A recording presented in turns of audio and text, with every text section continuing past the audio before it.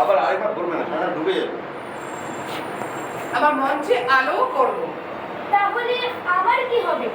আমি তো গতবার জুলিয়েট হয়ে নিজেই নিজের চিত্রনাট্য বদলে ফেলেছিলাম।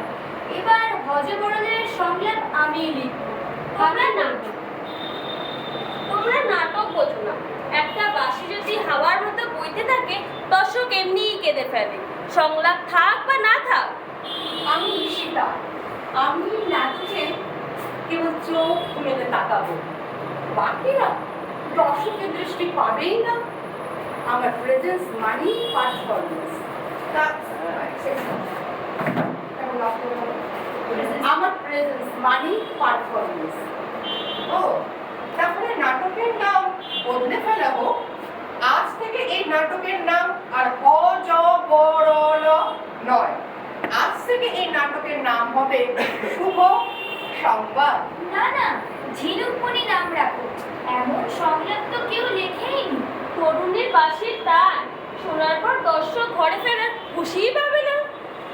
আচ্ছা, তাহলে আমি তো শুধু দাঁড়িয়েই থাকবো, ক্যামেরা যেন আমাকে ফলো করে।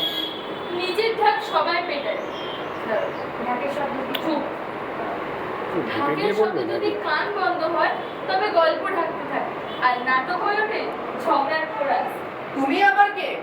আমি গন্ডগোল যাদের পকম, বংশগতভাবে যুক্তি উঠেছে। আমার মতে নাটক মানে একসাথে বাজা, নিজের ঢাক না সবার তালেই যাও। তোমার কথাই তো যুক্তি নেই। ঠিক তাই। হযবরলে যদি যুক্তি থাকতো, তবে বিড়াল কি রানাঘাট হয়ে তিব্বত যেত? তুমি কি বলতে চাও বাঁশি আমি বাজাবো না? না, বাজাও, কিন্তু অন্য কেউ যখন সংলাপ করছে, চুপচাপ থাকা নিজের একটা শিল্প। আমি? তুমি দৃষ্টিনন্দন, তাতে অভিনয়ের দায় কমে না। আচ্ছা, যদি আমরা সবাই একটু কম কথা বলি, তাহলে আপনার নাটকটা কি আরো ভালো হবে? যদি আমরা একসাথে যদি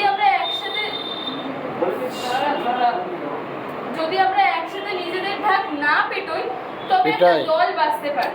আর নাটক সে তো আসলে হযবরল, যেখানে উল্টে চলা মানে ঠিক পৌঁছানো।